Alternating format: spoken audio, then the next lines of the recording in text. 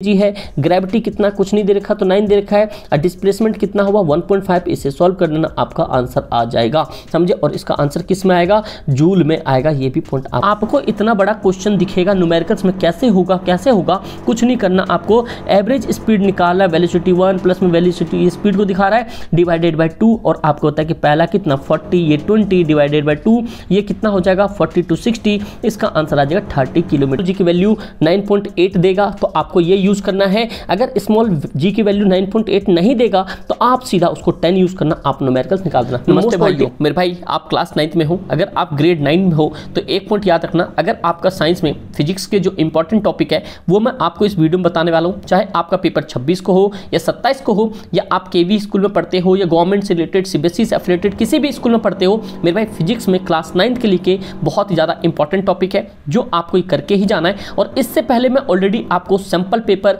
और इसके साथ में केमिस्ट्री के और बायो के इंपॉर्टेंट टॉपिक बता चुका हूं, क्योंकि आपको पता होना चाहिए कि जैसे मान लो फिजिक्स है या आपके सामने कोई केमिस्ट्री है या यहाँ पे बायो है, मेरे भाई इनके कभी भी इंपॉर्टेंट क्वेश्चंस बहुत 50% ही बनते हैं। बनते क्या है, इनके बनते हैं इंपॉर्टेंट टॉपिक। तो अगर मेरे से न्यू अगर आपने टॉपिक कर लिया है तो आप डेफिनेटली उसी टॉपिक को बहुत अच्छे से लिखो, जिससे कि आप एग्जाम में कर पाओ। क्योंकि साइंस का पेपर क्या होता है ना कि वो हमेशा बंचेस में होता है और थोड़ा घुमा फिरा के होता है। तो प्लीज आप इस चीज को समझे। उसके बाद में आपको मैं एक पॉइंट बताऊं, तो जो इंपॉर्टेंट टर्म बताऊं उसको आप करके जाना, और यहां से न्यूमेरिकल्स भी कुछ मिलेंगे। इससे पिछले बार मिड टर्म में जो न्यूमेरिकल्स मैंने करवाए थे इस बार भी करके जाना, क्योंकि उस तरह के न्यूमेरिकल्स आने के चांसेस हैं। और एसपी में भी देख लो किस तरह के न्यूमेरिकल्स हैं, किस तरह के सॉल्व करने के लिए किलोमीटर को मीटर पर सेकंड में आ रखा है, समझे भाई। तो चलते हैं, सबसे पहले यूनिफॉर्म मोशन और नॉन यूनिफॉर्म मोशन, ये आपको पता होना चाहिए। यहाँ से क्या बनते हैं, आपको मैप बेस्ड क्वेश्चंस मिलते हैं, दैट मीन्स कि डायग्राम बेस्ड क्वेश्चंस मिलते हैं, समझे। तो एक तो ये पॉइंट हो गया यहाँ से। उसके बाद में मेरे भाई जो आपको 1 नंबर के लिए एमसीक्यू में पूछ देगा, ये इनका वो क्या कहते हैं उसे यूनिट पूछ सकता है। और उसके बाद में एक आपके सामने वेक्टर क्वांटिटी और स्केलर क्वांटिटी यहाँ से आपके बन सकता है, तो एमसीक्यू बन सकता है। ये भी पॉइंट आपको याद रखना है। जैसे स्केलर क्वांटिटी में क्या होता है और वेक्टर क्वांटिटी में क्या होता है आपको पता होना चाहिए। इनके पास जो होता है ना, यहाँ पे स्केलर क्वांटिटी में सिर्फ क्या होता है, मैग्नीट्यूड होता है, मैग्नीट्यूड डिस्टेंस नहीं होता है। और वेक्टर क्वांटिटी में क्या होता है, इनके पास बोथ मैग्नीट्यूड भी होता है और डिस्टेंस भी होता है। तो ये पॉइंट आपको याद रखना है, कभी कभी ये क्वेश्चंस पूछता ही है, समझे मेरे भाई। उसके बाद में अगर मान लो कोई ज्यादा शिफ्ट बनता है तो डिस्टेंस और डिस्प्लेसमेंट के बीच में डिफरेंशिएट भी पूछ सकता है, तो आप इस चीज को करके चलो। देन आफ्टर आपके सामने यहाँ से क्या मिलेंगे, क्वेश्चंस मिलेंगे। और क्वेश्चन क्या है मेरे भाई, आपको क्वेश्चन कुछ इस तरीके का मिलेगा, नहीं तो आपको इस बेस पे कुछ इस तरीके के क्वेश्चंस मिलेगा। वो क्वेश्चंस मैं आपको विदिन मतलब देखो शाम तक करवाने की कोशिश करता हूं, बट आप ये क्वेश्चंस करके चलो। और मेरे भाई रिफ्रेशर से जरूर करके जाना। जैसे मान लो आपको ये मैप, ये डायग्राम बना आ जाएगा, पूछेगा बताओ ये यूनिफॉर्म मोशन है, ये नॉन यूनिफॉर्म मोशन है, तो ये आपको पता होना चाहिए क्या है, ये आपका यूनिफॉर्म मोशन है। फिर आपके सामने कुछ इस तरह का भी मैप आएगा, कुछ इस तरह का डायग्राम बना हुआ आएगा, तो ये क्या करता है ये आप सबको पता होना चाहिए। फिर एक्सेलरेशन का मतलब एक्सेलरेशन का भी आ जाएगा, यहाँ पर डी एक्सेलरेटेड का भी आ जाएगा, ये सारी चीज़ें। और आपके यहाँ पे एक्सेलरेशन पूछने के लिए भी आ सकता है, इस टाइप के क्वेश्चंस भी आ सकता है। तो न्यूमेरिकल्स में ना क्या आता है, देखो न्यूमेरिकल्स आपको इस तरीके का आना चाहिए। कह रहा what will the speed body in meter per second, क्या कह रहा है meter per second and the kilometer if travel 40 kilometer in 5 hours. तो आपको सिंपल पता चल गया कि अगर मान लो 40 किलोमीटर 5 घंटे में चलता है तो ये 1 घंटे में कितना चलता है, 8 किलोमीटर चलता है। ये तो हमें पता चल गया, बट कहना क्या चाह रहा है, ये मीटर पर सेकंड में चेंज करो। तो मेरे से न्यू किलोमीटर से अगर आप यहाँ पे मीटर पर सेकंड में जाते हो, तो मैंने आपको बताया था 5/18 करना है। तो आप लोग कमेंट करके मुझे ये बताओगे, अगर यहाँ पे मीटर पर सेकंड से किलोमीटर में जाएंगे तो किससे क्या चेंज करेंगे, समझे। तो ये पॉइंट आपको समझ आ गया। करना कुछ नहीं, ये 60-60 मत लगाना। देखो इन्होंने क्या करा है कि ये जो किलोमीटर को मीटर पर सेकंड में इन्होंने इस तरीके से चेंज किया, बट मैं आपको यहाँ पर बता दूं, मान लो यहाँ पे 40 किलोमीटर था, हमें यहाँ पे ये किलोमीटर 1 आवर्स का आ गया, क्योंकि यहाँ से 5 घंटे का था। यहाँ पे आप 40 बाय यहाँ पे 5 लो, यहाँ पे 5/18 लो, आप सीधा आपका आंसर 5 से 5 कैंसिल हो जाएगा। यहाँ पे देखो 18 दूनी 36 पॉइंट यही आ जाएगा। तो आपको ज़्यादा करने की दिक्कत नहीं है, क्योंकि इसने यहाँ पे क्या किया, 40 मीटर को इसने 40 किलोमीटर को 40 इंटू मीटर्स में चेंज किया, क्योंकि मीटर में यहाँ पे देख रहे हो ये 40,000 मीटर हो गया। अब फिर 5 घंटे को इसने ये पहले आवर्स में चेंज किया, फिर इसने सेकंड में चेंज किया। अल्टीमेटली अगर आप ये जितने भी चीज़ें ना, ये जो 1000 करते हैं 60 × 60 करते हैं, अल्टीमेटली 5/18 को करोगे तो ऑटोमेटिक वही आ जाता है, तो आपको ज़्यादा भगदड़ नहीं करनी। तो इस तरह क्वेश्चन आप इजी तरीके से कर सकते हो। वेलोसिटी डिस्प्लेसमेंट अपॉन में टाइम होता है, average velocity total distance upon में टोटल टाइम होता है, ये सारी चीज़ें आपको पता होना चाहिए। समझे मेरे भाई, ये पॉइंट हो गया। उसके बाद में फिर आपको कुछ इस तरह के भी क्वेश्चंस मिलेगा। यहाँ पे आप बहुत तरीके से कर सकते हो। मैं आपको ये न्यूमेरिकल्स, अगर आप लोग कमेंट करोगे तो भाई मैं ये न्यूमेरिकल्स करवा दूंगा। बस एक पॉइंट याद रखना, जब भी कभी भी आपके पास एवरेज स्पीड पूछता है तो ये वेलोसिटी 1 प्लस में वेलोसिटी 2 अब डिवाइड बाय 2 होता है। आप इजी तरीके से कर सकते हो। जैसे यहाँ पे क्या क्वेश्चन है, कुछ भी क्वेश्चन नहीं है और ये बहुत हलवे से क्वेश्चन है। कह रहा है during the first half of journey body it travel speed 40 kilometre. पहला वेलोसिटी कितना था, कितना सा ट्रैवल किया 40 किलोमीटर। नेक्स्ट कितना 20 किलोमीटर। तो कह रहा है कैलकुलेट द एवरेज स्पीड। जब भी एवरेज स्पीड हो तो टेंशन नहीं लेने का। आपको इतना बड़ा क्वेश्चन दिखेगा न्यूमेरिकल्स में, कैसे होगा कुछ नहीं करना, आपको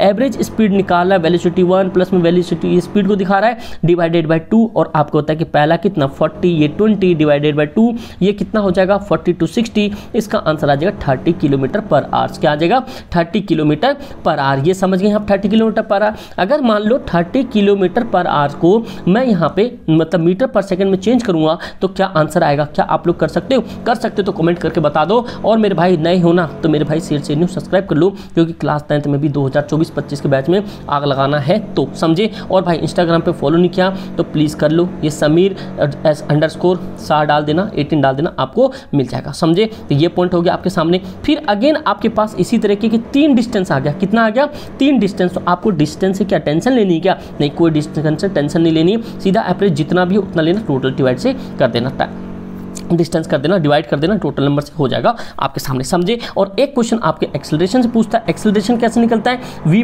- u डिवाइडेड बाय टाइम। ये भी पॉइंट आपको पता होना चाहिए। समझे दोस्त, इतनी पॉइंट समझ गए तो भाई मोशन से आप यहाँ चैप्टर कर सकते हो। फिर आपके सामने कुछ इस तरह के question, a car travel with speed 20 kilometer come into the 0.5 hours, rest में आता है तो कैसे कर सकते हो। तो ये सारे क्वेश्चन आपके सामने हैं, आप ये कर सकते हो। अब फिर आपके पास जो क्वेश्चन बनेगा, क्वेश्चन कुछ इस तरह के क्वेश्चन आपको इस बेस पे बनेगा। तो ये भी पॉइंट आपको पता होना चाहिए। समझे। तो चलो फटाफट से। और भाई अभी जो प्राइवेट स्कूल्स में पेपर हुए हैं, आपको कुछ इस तरीके के मोशंस के अंदर में कुछ इस तरीके के क्वेश्चंस बने हैं, तो प्लीज़ आप ये कर लो। ये इस तरीके के मोशंस के क्वेश्चन करके चलो भैया, यही बनता है। नीचे आपको क्या है कि नीचे आपको बंचेस में 3 क्वेश्चन दे देगा, इनके बीच में कंपेरेबिलिटी पूछ लेगा, जो चीज़ उनको पूछना होगा। समझे भाई। तो ये पॉइंट तो हो गया आपके सामने। इसके बाद में आप देखो इंपॉर्टेंट क्वेश्चंस क्या क्या बन सकता है। एक तो आपके न्यूमेरिकल्स बन जाएंगे यहाँ से। उसके बाद इंपॉर्टेंट तो मेरे हिसाब से भाई सब कुछ पता चलेगा आपको। एक तो वेक्टर हो गया, स्केलर हो गया, ये सारी चीज़ें। समझे। तो ये सब पॉइंट हो गया आपके पास। अब आगे चलते हैं जो लॉन्ग क्वेश्चंस में बन सकते हैं दूसरे चैप्टर का। ये देखो, ये सेम क्वेश्चन आपके किस में आया हुआ है, ये आपके सैम्पल पेपर में दिया हुआ है। तो आप ये इसमें ना रेस्ट वाला पूछा था, रेस्ट में कौन सा है। तो क्या आप लोग बता सकते हो रेस्ट के अंदर में कौन सा ऑप्शन होगा, A B C, रेस्ट में कौन सा है? क्या कॉमेंट करके बताओ भाई। ये पॉइंट समझे। उसके बाद में आपके सामने यहाँ पे force and law of motions, ये भी इंपॉर्टेंट टॉपिक आपके लिए। तो फोर्स लॉ ऑफ मोशंस के अंदर में आपके सामने यहाँ पे लॉ ऑफ इनर्शिया, मतलब आप यहाँ से लॉ ऑफ इनर्शिया के कंजर्वेशन, मतलब law of conservation of momentum से क्वेश्चंस आते हैं। तो मैं अभी आपको यहाँ पे डिस्कस करके बताता हूँ क्या है क्या नहीं। इफेक्ट फोर्स ये हो गया, लॉ ऑफ कंजर्वेशन निकालता हूँ भाई। देखो भाई, अगला जो है आपके सामने यहाँ पे सबसे ज़्यादा इंपॉर्टेंट, यहाँ से मान के चलो कि इंपॉर्टेंट में एक क्वेश्चन फिक्स होता है 3 नंबर का। कौन सा क्वेश्चन फिक्स होता है मेरे भाई? यहाँ से क्वेश्चन ठीक फिक्स होता है जो आपके न्यूटन चचा थे। ये न्यूटन चचा के क्या तीनों law, first law, second law, 3 law. वैसे आपको पता है कि जो फर्स्ट लॉ होता है इसे लॉ ऑफ इनर्शिया भी कहते हैं। तो ये भी आपको पॉइंट याद रखना है कि लॉ ऑफ इनर्शिया करके भी आ सकता है। तो क्वेश्चन में ये तीनों को करके चलो, क्योंकि ये तीनों आपके इंपॉर्टेंट है। हो सकता है कभी कभी आपके केस बेस भी बना दे। तो आप एक पॉइंट को याद रखना, अगर मान लो equal action equals to equal reaction जो होता है, आपके जाना होगा ये कौन सा, मतलब कौन सा न्यूटन का फर्स्ट लॉ है, थर्ड लॉ है। बताओ फटाफट से, आप लोगों ने एनसीईआरटी में पढ़ा होगा। समझे भाई। मास एंड इनर्शिया, तो तीनों लॉ हो गए उसके पास। उसके बाद आपके पास यहाँ पे पी मतलब कि बोले तो मोमेंटम से आपके क्वेश्चंस बनेंगे, क्योंकि मोमेंटम मतलब क्या होता है, मास इनटू वेलोसिटी। तो ये भी पॉइंट आपको याद रखना है। कुछ इस तरीके के क्वेश्चंस मेरे से न्यू आपको देखने को मिल सकते हैं। समझे। जैसे आपके सामने क्वेश्चन है, what will the momentum of the stone having mass of 10 kg while it thrown the velocity 2 meter per second. यहाँ पे 10 kg है,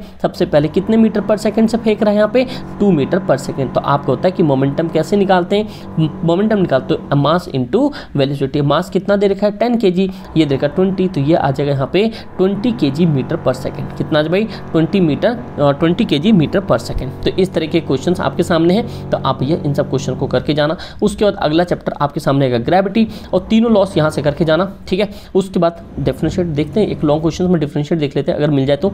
ये तो आपके बॉल और गन वन से रिलेटेड चीज़ें ही आएंगी, यहाँ से आपके न्यूमेरिकल्स मोस्टली पूछने के चांसेस होते हैं, तो इस तरह के क्वेश्चंस आपके क्वेश्चन में पूछेंगे, समझे। तो ये भी law of conservation of momentum, ये तीनों लॉज में से एक करके जाओ, वहाँ पे आपके क्वेश्चंस बन जाएंगे, समझे। अब बंचेस की बात करूँ तो बंचेस में आपको एक क्वेश्चन दिया होगा, इनके बंचेस पूछे जाएंगे, ठीक है। और इसके बाद कुछ भी नहीं है ज़्यादा, यही हो गया। उसके बाद में आप आ जाओ अगला चैप्टर आपके सामने ग्रेविटी, ये आपके ग्रेविटेशनल्स, यहाँ से बहुत सारे क्वेश्चंस बनते हैं। सबसे पहले तो इसके अंदर में कैपिटल जी और स्मॉल जी का डिफरेंशिएट पूछ देगा। कैपिटल जी और स्मॉल जी के डिफरेंशिएट में आप लोग को भैया बढ़िया से करके जाना है। और यहाँ पे अगला जो 2023 में क्वेश्चन आया था, उसके अंदर में आया था कि लॉ, मतलब कि यहाँ पे यूनिवर्सल लॉ ऑफ ग्रेविटेशन, क्या आया था, यूनिवर्सल लॉ ऑफ ग्रेविटेशन। तो ये देख लो, इनका खुद का ही कहना है कि ये इंपॉर्टेंट टॉपिक है, तो हम लोग क्या ही बोल सकते हैं, आए ना आए आपको यहाँ पे करके जाने का मतलब बनता है, समझे दोस्त, ये पॉइंट समझ गए। उसके बाद में आप सामने रिलेशन आ सकता है, न्यूटन के third law of motion and Newton's of gravitation. तो यहाँ से इनके रिलेशन भी इंपॉर्टेंट मैटर करता है,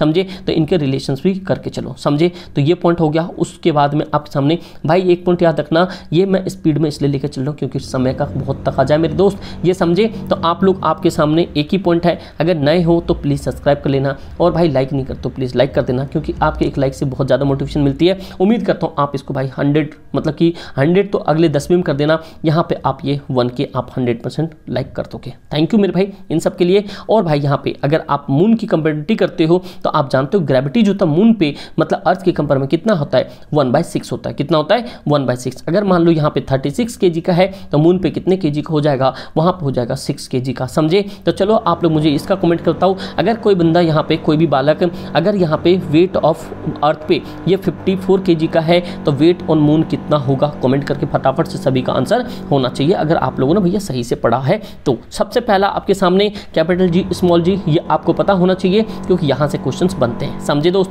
क्योंकि बहुत सारे गवर्नमेंट हो प्राइवेट हो, क्योंकि आपके जो डेरिवेशन तो आ नहीं रहे ना जो प्रूफ करने वाले, तो इस तरह के क्वेश्चंस आपके बन सकते हैं, समझे। वेट और मास, ये पॉइंट हो गया, वेट और मास, व्हेन और देखते हैं थोड़ा सा कोई और रिलेटेड चीज़ें मिल जाए, तो बस इतना पॉइंट समझ आ गया। आर्किमिडीज प्रिंसिपल आपके आ रहे हैं तो आर्किमिडीज प्रिंसिपल करके जाना, क्योंकि कुछ ही स्कूल्स के बच्चों को से क्वेश्चन, आई मीन की कुछ प्राइवेट स्कूल्स ऐसे हैं जहाँ पे आर्किमिडीज की टॉपिक को काट दिया है, लेकिन आप गवर्नमेंट स्कूल में तो प्लीज़ इसको करके चलना, ठीक है। तो कहीं कोई रिस्क नहीं लेना चाहिए भाई, कभी कभी क्या होता है ना, दिक्कत आ जाती है। तो ये पॉइंट हो गया यहाँ से ग्रेविटी वाले से। और भाई केस बेस के लिए तैयार रहो और लॉन्ग क्वेश्चन के लिए तैयार हो, क्योंकि कुछ भी पूछा जा सकता है, समझे। तो ये भी पॉइंट आपको यहाँ पे याद रखना है। और जब भी कभी भी न्यूमेरिकल्स में अगर स्मॉल जी की वैल्यू 9.8 देगा तो आपको ये यूज करना है, अगर स्मॉल जी की वैल्यू 9.8 नहीं देगा तो आप सीधा उसको 10 यूज करना, आप न्यूमेरिकल्स निकाल देना। मैं मोस्ट प्रोबेबिलिटी आपको कल तक आपको न्यूमेरिकल्स करवा दूं, ठीक है। ये पॉइंट समझ गए। तो भैया इतनी सारी चीजें थी जो मेरे को बताना था, वो मैं आपको बता चुका। बस एक ही पॉइंट अब आपको करने की जरूरत है, ये बियॉन्ड फोर्स वाला, ये आर्किमिडीज प्रिंसिपल्स वाले, इस तरीके के क्वेश्चंस आपके आने के चांसेस हैं, और भैया आते ही आते हैं। तो ये भी पॉइंट आपको याद रखना, समझे भाई। तो कोई दिक्कत परेशानी हो तो भैया आप कमेंट करना, लेकिन हाँ इस तरह के क्वेश्चंस आप जरूर करके जाना। वर्क एंड एनर्जी से आपके क्या होते हैं, देखो काइनेटिक एनर्जी हो गया या आपके सामने पोटेंशियल एनर्जी हो गया, यहाँ से तो क्वेश्चन बनता ही बनता है, लेकिन हाँ फॉर्मेशंस ऑफ एनर्जी भी बनता है, ये कंजर्वेशन ऑफ एनर्जी बनता है। तो जहाँ पे आपको काइनेटिक एनर्जी, पोटेंशियल एनर्जी, ये आपको पता होना चाहिए। जैसे kinetic energy 1.5 of mass into velocity का स्क्वायर बनता है। तो ये सारे पॉइंट ऐसे हैं कि आपको क्वेश्चन केस बेस में भी आ सकते हैं, नहीं तो लॉन्ग क्वेश्चन में भी आ सकते हैं, समझे भाई। तो ये पॉइंट था आपके सामने। और स्केलर क्वांटिटी, वेक्टर क्वांटिटी, ये तो आपको पता होना चाहिए क्या होता है, इससे पहले भी पता चल चुका आपको। हाँ लेकिन ये पॉइंट आपको ना इस तरीके के क्वेश्चन पूछा जा सकता है कि इसमें अर्सेशन रीजन में work done is positive when it force act in the direction of motion the body. तो ये आपको पता क्या होता है, कब होता है। वेट का फॉर्मूला होता है फोर्स इनटू में जो डिस्प्लेसमेंट, ये सारे टॉपिक समझे। तो ये पॉइंट हो गया, क्योंकि यहाँ से न्यूमेरिकल्स बनेंगे और न्यूमेरिकल्स भाई आपको पता है कि कैसे आड़े टेढ़े बनते हैं, लेकिन आपके बहुत इजी न्यूमेरिकल्स बनेंगे, बस आप करके चलो। मैं आपको भाई एक बार कमेंट करना कि भाई न्यूमेरिकल्स आप लोगों ने कर लिया है, नहीं किया है तो प्लीज़ आप लोग कमेंट करके बताना। मैं आपको मोस्ट प्रोबेबिलिटी न्यूमेरिकल्स शाम तक या रात के 10, 11, 12 तक आपको मैं पब्लिक करवा दूँ। देखो, a coolie lift a luggage of 15 kg from the ground and pull it on his head 1.5 metre. आप जानते हो अगर मान लो यहाँ कुली है तो इसका हेड यहाँ होगा, यहाँ से बैग को उठाया होगा और मास उसका कितना है 15 kg का है, डिस्प्लेसमेंट कितना 1.5 मीटर, क्योंकि बैग यहाँ रखा हुआ था सर, इसका यहाँ है तो इतना ही तो डिस्टेंस कवर हुआ। तो उसमें क्या रहा है, इसका बताओ वर्क डन कितना हुआ। वर्क डन आपको पता है कैसे निकलते हैं, यहाँ पे वर्क डन निकलता है आपका मेरे भाई ये फोर्स इनटू डिस्प्लेसमेंट, समझे। अब फोर्स का अलग फॉर्मूला क्या होता है, m इनटू जी। तो यहाँ से ये भी पॉइंट समझना। वेट मास कितना 15 kg है, ग्रेविटी कितना कुछ नहीं दे रखा तो 9 दे रखा है, और डिस्प्लेसमेंट कितना हुआ 1.5। इसे सॉल्व कर देना, आपका आंसर आ जाएगा, समझे। और इसका आंसर किस में आएगा, जूल में आएगा। ये भी पॉइंट आपको याद रखना, क्योंकि वर्क का ऐसा यूनिट क्या होता है, जूल होता है। तो ये दोस्त मैं आपको यही चीज़ बताना चाहता था। उम्मीद करता हूँ आपको सारी चीज़ें समझ आ रही होगी। अगर इतनी सारी चीज़ें समझ आ गई हैं तो अगर आपको बढ़िया लेवल पे, तो मेरे भाई ये सब चीज़ें आपको समझ के जाता है, कितने फॉर्म ऑफ एनर्जी होते हैं, क्या होते हैं, ये सारी चीज़ें समझे। तो काइनेटिक एनर्जी क्या होता है, ये पोटेंशियल एनर्जी क्या होता है। मैं एक चीज़ और बताता हूँ, मान लो हमारे पास सीलिंग फैन होता है, क्या होता है, सीलिंग फैन होता है। ये सीलिंग फैन आपके यहाँ पे क्या है, स्टॉप है, मतलब बंद है। जैसे सर्दी है अभी बंद है, तो क्या होगा, ये आपके पोटेंशियल एनर्जी होगा या काइनेटिक एनर्जी होगा। अगर आप लोग को कंसेप्ट क्लियर है तो भाई प्लीज़ कमेंट करके बताओ, देखते हैं कितने शेयर नहीं ऐसे। ठीक है भाई, ये पॉइंट हो गया यहाँ पे। तो आपको इसी तरह क्वेश्चन आएंगे मेरे भाई, आपको पता चल गया law of conservation of energy यहाँ पे। तो आप अगर इस तरह क्वेश्चन अभी तक नहीं किए हो तो मेरे दोस्त मेरे से नहीं हो, प्लीज़ कर लो, क्योंकि ये आपके इंपॉर्टेंट क्वेश्चंस आ सकते हैं। और भाई बहुत ही तगड़े तगड़े क्वेश्चंस भी है, आपको करके जाना है। और आप प्लीज़ अच्छे से इन सबको तैयार करो, और बढ़िया लेवल पे जो भी क्वेश्चन हो सकता था वो मैंने आपको यहाँ बता दिया। आगे वहाँ पे जो कहते हैं ये साउंड वाले चैप्टर से भी आपके क्वेश्चंस बनेंगे, लेकिन साउंड से मोस्ट प्रोबेबिलिटी है आपके पास यहाँ पे रीवाइब्रेशन वाला एक टॉपिक करके जाना, और एमसीक्यू के लिए यहाँ से आप तैयार करके जाना। ऑडिबल रेंज कितना होता है, कितना नहीं होता है, ये सारी चीज़ें आप जो नॉर्मल साउंड को सुन सकते हो वो आपके कितने हैं, ये 20 क्या कहते हैं यहाँ पे, ये 20 हर्ट्ज से 20,000 हर्ट्ज तक होता है। इंफ्रासोनिक जो लेस देन 20 हर्ट्ज, तो जैसे सांप कुत्ता बिल्ली ये सब सुनते हैं। अल्ट्रासोनिक जैसे एरोप्लेन में होता है, ये सारी चीज़ें समझे। सोनार तो आपके टॉपिक से कट चुका है। तो ये सारे टॉपिक ऐसे हैं जो करके जाना, और ये टर्निंग वाला ये करके जाना। रिवाइब्रेशन सितार कोई भी चीज़ होता है, साउंड क्या होता है, एक तरह से एनर्जी होता है, प्रोड्यूस होता है, आपको बताना चाहिए। ये सारी चीज़ें होती हैं। और यहाँ से कभी कभी क्या होता है कि कभी मैप के केस बेस में इस तरह का आ जाए, सी और आर कंपेरिजन और रेफ्लेक्शन, ये सारी चीज़ें। तो ये पॉइंट करके जाना, क्योंकि कुछ ज़्यादा टफ है नहीं इसमें, समझे दोस्त। ये पॉइंट हो गए। साउंड ऑफ प्रोपोगेशन से ये टॉपिक बनता है, साउंड ऑफ प्रोपोगेशन से भी टॉपिक बनता है, तो वो आप करके जाना। क्योंकि ये सारे टॉपिक अगर आपने इतना कर लिया तो भाई आप समझो कि क्लास 9th के साइंस के अंदर आप गेम बना दोगे। हाँ, बट ये है कि इन सबको तैयार करके जाना ही है। अगर इनको तैयार करके नहीं जाओगे तो बहुत ज़्यादा दिक्कत आ जाएगा। तो आप लोग मुझे यहाँ पे ये बताना, साउंड का ऐसा यूनिट क्या होता है, अगर आप लोगों ने पढ़ा है तो, नहीं पढ़ा है तो एनसीईआरटी पढ़ लो एज यूजुअल। जैसे मैं आपको पहले बता चुका हूँ कि भैया जिस तरीके से मैं आपको ऑफलाइन में बता चुका हूँ, उसी तरह से मैं आपको यहाँ पे बता रहा हूँ कि प्लीज़ एनसीईआरटी को खोल के पी जाओ। आपके लिए देवी दुर्गा माँ सरस्वती सबसे बड़ा एनसीईआरटी है, क्योंकि आप एनसीईआरटी पी जाओगे तो आपके कंसेप्ट क्लियर हो जाएंगे। और एक पॉइंट को 2 से 3 बार पढ़ो, जिससे कि माइंड में वो छप जाए, समझे मेरे भाई, नहीं तो आपके आंसर वहाँ पे छुप जाएंगे।